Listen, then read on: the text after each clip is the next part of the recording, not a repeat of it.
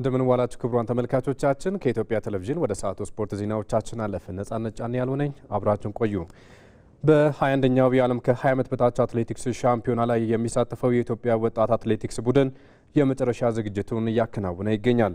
ከ190 በላይ ሀገራት የተወከሉ ከ1700 በላይ አትሌቶች በሚሳተፉበት በዚህ ውድድር ኢትዮጵያ በመድረኩ የገነባችውን የበላይነት ለማስቀጠል በመካከለኛና ረዥም ርቀት እንዲሁም በእርምጃ ውድድር ተሳትፋለች። በ2024 በፔሩ ሊማ በተካሄደው 20ኛው ሻምፒዮና 6 ወርቅ፣ 1 ብርና 2 የናስ ሜዳሊያ በድምሩ 9 ሜዳሊያዎችን በማስመዝገብ በዓለም ሁለተኛ ደረጃን ይዞ ያጠናቀቀው ብሔራዊ ቡድኑ በዘንድሮ ውድድርም ያንን ታላቅ ውጤት ለመድገም ወደ ስፍራው ያቀናል።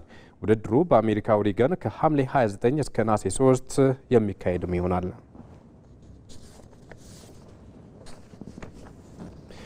የ2026 ዋንዳ ዳይመንድ ሊግ ሊጠናቀቅ የቤልጅየም ብራሰልሱን ፍጻሜ ጨምሮ 4 ውድድሮች ይቀሩታል። በዘንድሮ ውድድር 4 ኢትዮጵያውያን እንስት አትሌቶች በቤልጅየም ለሚካሄደው ፍጻሜ ውድድር ማለፋቸውን አረጋግጠዋል። አዲስ የሺዋስ በ2026 የዋንዳ ዳይመንድ ሊግ ውድድር ኢትዮጵያውያን ሴት አትሌቶች በቤልጅየም ብራሰልስ ለሚካሄደው የፍጻሜ ውድድር ማለፋቸውን አረጋግጠዋል። የዘንድሮው የዳይመንድ ሊግ ውድድር ሊጠናቀቅ የቤልጅየም ብራሰልሱን የፍጻሜ ውድድር ጨምሮ 4 መርሃ ግብሮች ቀርተውታል። እስካሁን በተከናወኑ ውድድሮች በተመዘገቡ ነጥቦች ለፍጻሜው ለማለፍ እየተደረገ ባለው ፉክክር ኢትዮጵያውያን አትሌቶች ለዳይመንድ ሽልማት በግንባር ቀደምትነት እየተፎካከሩ ይገኛሉ። ከአንድ ወር በኋላ ለሚካሄደው የሴቶች 5000 ሜትር ፍጻሜ እስካሁን በተደረጉ የነጥብ ማከማቻ ውድድሮች 4 ኢትዮጵያውያን አትሌቶች ቀድመው ማለፋቸውን አረጋግጠዋል። በጳጉሜ ወር ላይ ለሚካሄደው የ5000 ሜትር ፍጻሜ ወደ መወዳደሪያው ሜዳ የሚገቡት 10 አትሌቶች ብቻ ናቸው። ከሻንጋይዋ ቻይና እስከ እንግሊዟ ለንደን ከተማ ከተካሄዱት 11 የዳይመንድ ሊግ ውድድሮች በተሰበሰበ ነጥብ መሰረት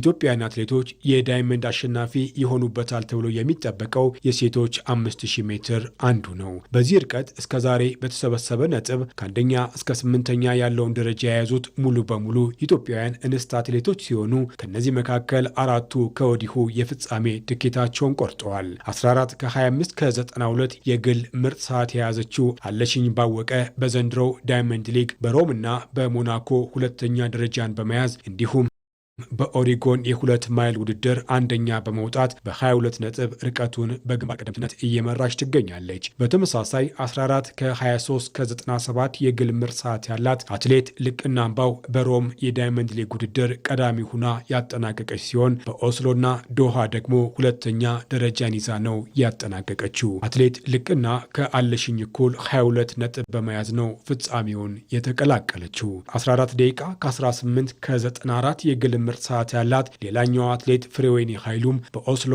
3000 ሜትር ቀዳሚ ሁና ያጠናቀቀች ሲሆን በሮም 5000 ሜትር ሶስተኛ እንዲሁም በሞናኮ 3000 ሜትር አምስተኛ ሁና ባከማቸችው 18 ነጥብ ከወዲሁ ማለፏን አረጋግጣለች። ወጣቷ አትሌት ሰናየት ጌታቸው በበኩሏ በሮም 5000 ሜትር አራተኛ፣ በኦስሎና በሞናኮ ደግሞ በ3000 ሜትሮች በተመሳሳይ ሶስተኛ ደረጃን በመያዝ በሰበሰበችው 17 ነጥብ የፍጻሜ ተወዳዳሪነቷ አረጋግጣለች። በተጨማሪም መዲና ኢሳ፣ ማርታ ለማየሁ፣ ሂሩት መሸሻና ሀዊ አበራ በቀጣዮቹ 3 ውድድሮች ነጥብ የሚያገኙ ከሆነ ለፍጻሜው ለማለፍ ያላቸውን እድል የሚያሰፉ ይሆናል። የ5000 ሜትር የብራሰልስ የፍጻሜ ተወዳዳሪዎች ሙሉ በሙሉ ነሐሴ ወር አጋማሽ በፖላንድ ሴሊሲያ ከሚካሄደው ውድድር በኋላ የሚታወቅ ይሆናል። በሌላ በኩል በሴቶች 800 ሜትር አትሌት ጽጌ ድጉማ በብራሰልስ የፍጻሜ ውድድር ላይ ተሳታፊነቷን ለማረጋገጥ እጅግ ተቃርባለች።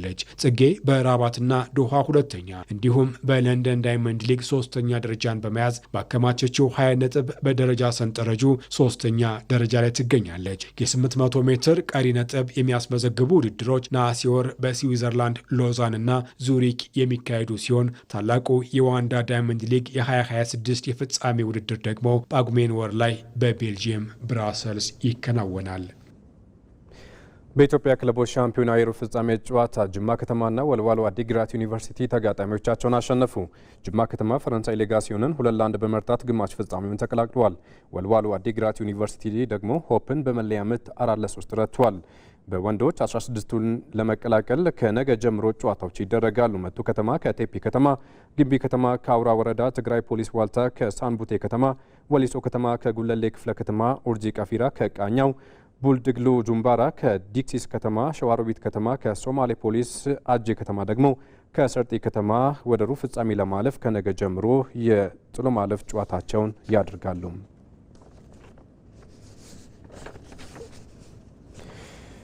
ወደ ሌሎች ዜናዎቻችን እናልፋለን። በክለቦች የአቋም መለኪያ ጨዋታዎች ሊቨርፑልና ቶተናም ተጋጣሚዎቻቸውን አሸነፉ። በአዲሱ አሰልጣኝ አንቶኒ ኢራዮላ የሚመራው ሊቨርፑል የመጀመሪያ የቅድመ ዝግጅት ጨዋታውን ከሰንደርላንድ አድርጓል። በዚህም ጨዋታውን 4-2 በሆነ ውጤት ነው ማሸነፍ የቻለው። ቀዮቹ የመጀመሪያውን አጋማሽ 2-0 ቢመሩም በሁለተኛው አጋማሽ ሶቦስላይ፣ ኬዛ፣ ኩማሳና ማውሪሰን ባስቆጠሩት ግቦች ነው ከኋላ በመነሳት 4-2 በሆነ ውጤት ማሸነፍ የቻለው። በጨዋታው የጂዮ ጎሜዝ መጎዳት ለሊቨርፑል አሳሳቢ ዜናም ሆኗል።